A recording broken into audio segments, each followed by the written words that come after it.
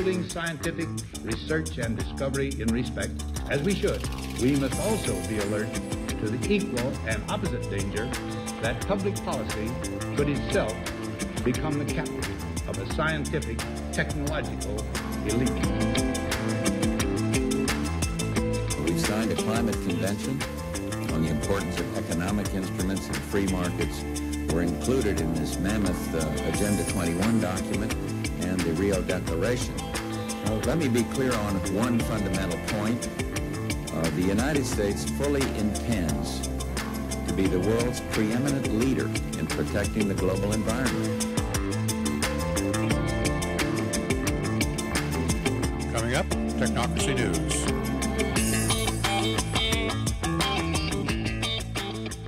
Greetings, Patrick Wood here for Technocracy News and Trends. Today is April 24th, 2019. We'll start out the broadcast today with a story about the Fourth Amendment. The title of the article is Police State Trashing the Fourth Amendment. The next time you get stopped by a patrol car, a police blood draw van might roll up behind you and demand to take your blood. And you could be strip searched as well. Any and all personal data harvested from the incident becomes the property of the federal government, whether you did anything wrong or not. And of course, the charges or the stop could cascade. You may have been stopped for maybe just a broken taillight, but things could quickly go out of hand. The Fourth Amendment states, quote, "The right of the people to be secure in their persons, houses, papers, and effects against unreasonable searches and seizures shall not be violated, and no warrant shall issue, but upon probable cause, supported by oath or affirmation, and particularly describing the place to be searched and the persons or things to be seized." The Fourth Amendment is becoming a fleeting memory in America as more and more invasion of privacy is considered routine without regard really to the Constitution. And I dare say that even though almost every public servant takes an oath of office to uphold and defend the Constitution, most of them have probably not read it at all. They don't know what they're affirming to. This article is written by my friend at Rutherford Institute, John Whitehead, a longtime attorney and national analyst on legal issues, author as well. The article presents a very grim reality of life in the American police state. And it's certainly not the routine for every police interaction to go bad, but increasingly too many are. And police departments are exhibiting a complete ignorance of the Fourth Amendment. So there's a multitude of stories and examples in this article that point out where things went bad. 69-year-old Gerald Dixon was handcuffed and taken into custody, although not arrested or charged with any crime, after giving a ride to a neighbor's son whom police suspected of being a drug dealer. Despite Dixon's insistence that the bulge under his shirt was a result of a botched hernia surgery, police ordered Dixon to strip off his clothes, bend over, and expose all of his private parts. No drugs or contraband were found. A North Carolina public school allegedly strip-searched a 10-year-old boy in search of a $20 bill lost by another student, despite the fact that the boy twice told officials he did not have the missing money. The assistant principal reportedly ordered the fifth grader to disrobe down to his underwear and subjected him to an aggressive strip search that included rimming the edge of his underwear. The missing money was later found in the school cafeteria. Examples of minor infractions which have resulted in strip searches include individuals' arrest for driving with a noisy muffler, driving with an inoperable headlight, failing to use a turn signal, riding a bicycle without an audible bell, making improper left turn, engaging in anti-war demonstration. In that case, the individual searched was a nun, a sister of divine providence for 50 years. Police have also carried out strip searches for passing a bad check, dog leash violations, filing a false police report, failing to produce a driver's license after making an illegal left turn, having outstanding parking tickets, and public intoxication. A failure to pay child support can also result in a strip search. And he says, as technology advances, these searches are becoming more invasive on a cellular level as well. The secondary article I put below this was from a different source. The title of the article is Police Are Now Taking Roadside Blood Samples to Catch Impaired Drivers. This is happening more frequently as well. Police departments are arming up around the country with new types of vans that are able to draw your blood on site, where you, in other words, where the stop took place. And you say, well, there has to be a search warrant, doesn't there? Well, yes, of course. If they can do it without a search warrant, if you just voluntarily agree to it, then no, you don't need it. They won't get a search warrant. But today, search warrants can now be secured electronically. E-warrants, they're called. Judges are on call 24/7. So if a policeman makes a stop in the middle of the night, for instance, and the policeman asks you to do something that would invade your privacy, and you say, no, I will not do that, the policeman can submit an e-warrant request to a judge who, for instance, can be woken up in the middle of the night with a ding on his smartphone, and he can simply hit a button and approve the e-warrant, at which time then, of course, you will be subjected to the blood draw or whatever it is they want. The second article concludes, there's an absolute potential for a dilution of a citizen's constitutional protections against unreasonable search and seizure when it's done that way, said Donald Ramsell, a Wheaton, Illinois DUI attorney and Illinois Association of Criminal Justice Lawyers board member. A judge can just wake up in his bedroom and hit accept on his device and go back to sleep. Completely circumvents the spirit of the Fourth Amendment. And this is increasing around the country, quickly becoming mainstream rather than the exception. The second story today is kind of humorous in a way. The New York Metropolitan Transportation Authority, the NYMTA, has installed no fewer than 4,500 cameras in the New York subway system. And now, where tickets are bought at Times Square, there's monitors that appear up in the very visible part of the terminal where passengers are on screen with little yellow boxes framing their faces, and a big red message in bold type at the top of the screen says recording in process. The thing is, anybody looking up and glancing at this picture is going to immediately assume, recording in progress.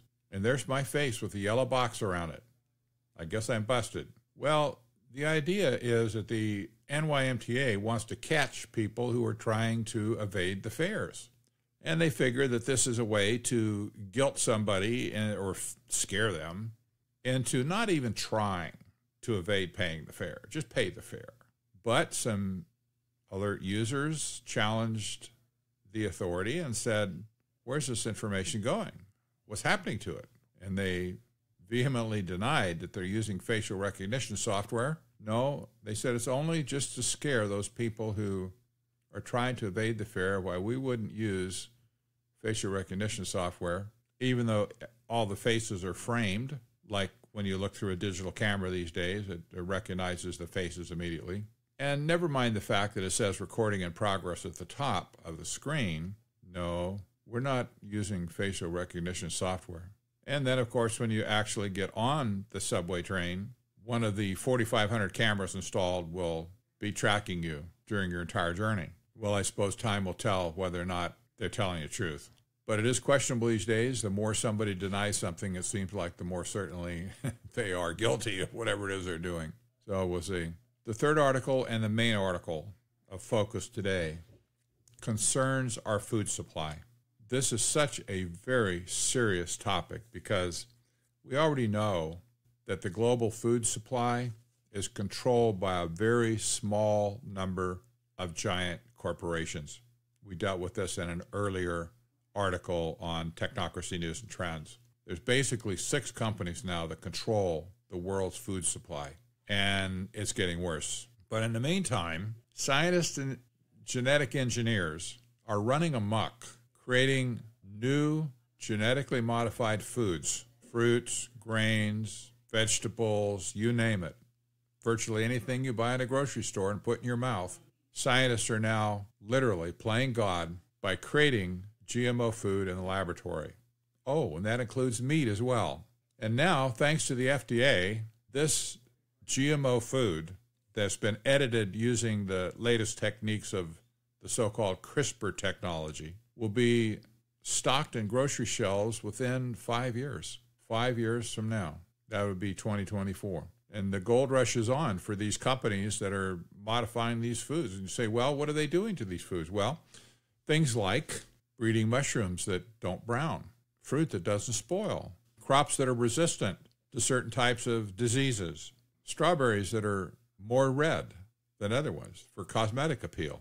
Any conceivable trait in a plant that can be changed by CRISPR technology now is fair game. And the FDA has been convinced, thanks to big ag technocrats who lobby them incessantly, the FDA has been convinced that all of these foods are substantially equivalent to their natural counterparts. In other words, they say, well, we could have arrived at this product by natural selection, like they used to do 50 years ago. But now we can speed things up thanks to CRISPR technology. We just go in and flip the genes around, and this food has a new, or this crop has a new characteristic that everybody will like. But it'll be nutritious, just as nutritious, they say, as the food that wasn't modified, because all we did was just speed up the process. What might have taken years to accomplish with natural genetic selection, we can just kind of do it right away. This is playing God with the food system of the entire planet. Now, there's been no ethical discussion around any of this either. How many modifications are acceptable? Could we say that 2 different rounds of CRISPR modification would be enough? How many edits should we allow? Is there any way to test the implications of what's going to happen down the road when these particular modifications breed in the field with other crops? Well, nobody can answer these questions, of course, but right now scientists have a wide open door to modify the food system as much as they want using CRISPR technology. And my guess is they will not stop at 1, 2, 3, or 4, or 5 modifications in particular, that the door will be wide open, even to create brand new foods that don't exist today. This is a Pandora's box that's been opened. And the technocrat mind is at work here, because that's the mind that says any problem has a scientific solution. Doesn't matter what the problem is. Your strawberries aren't red enough? We can fix that. Your blueberries aren't big enough? We can fix that. Your cereal doesn't stay crisp in the milk that long? We can fix that. When the United Nations created their Sustainable Development Goals, goal number 1 was end poverty in all its forms everywhere. That's number 1 goal. We know that's been a disaster. They have not ended poverty in all its forms everywhere, not even close. Goal number 2, listen to this, end hunger, achieve food security, and improved nutrition, and promote sustainable agriculture. These technocrats that are pursuing CRISPR technology to modify food that people consume is fully in line with SDG goal number 2. End hunger, achieve food security, and improve nutrition, and promote sustainable agriculture. Well, sustainable agriculture doesn't include you and me or the small family farmer around the country. Basically, it's looking to the giant corporate agricultural firms that are in league with the same people that do the genetic modification of food in the first place. And they have decided how to achieve food security, how to improve nutrition, certainly through genetic modification, and how to promote sustainable agriculture. Well, if this ends up as unsuccessful as goal number 1, ending poverty in all its forms everywhere, then the world is in big trouble. Goal number 3 of the Sustainable Development Goals is ensure healthy lives and promote well-being for all at all ages. That's another one that we discussed yesterday. The state of the medical community right now, especially in America, where evidence-based medicine and electronic health records are replacing everything that normal doctors do, causing the doctors to flee the system because they just can't take it anymore. So we see these Sustainable Development Goals working themselves out in society. Poverty's not ended. Food security and improved nutrition is scaring the daylights out of people now in light of CRISPR and genetic modification. And certainly healthy lives have not been promoted, and the well-being for all is a dream. So the question remains, what can be done about GMO, CRISPR-edited food that's coming down the pike? Well, certainly, one could launch a protest against the FDA.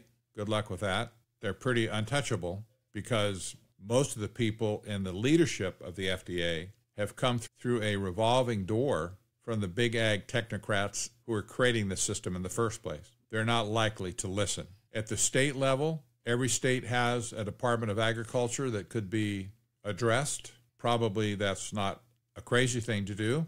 In a local community, however, in a county and or in a city, resolutions can be passed that are binding on food companies to not introduce these foods in those communities. If the market demand is reduced, some of these changes will be deemed as unprofitable and they won't be pursued. I'm Patrick Wood for Technocracy News and Trends.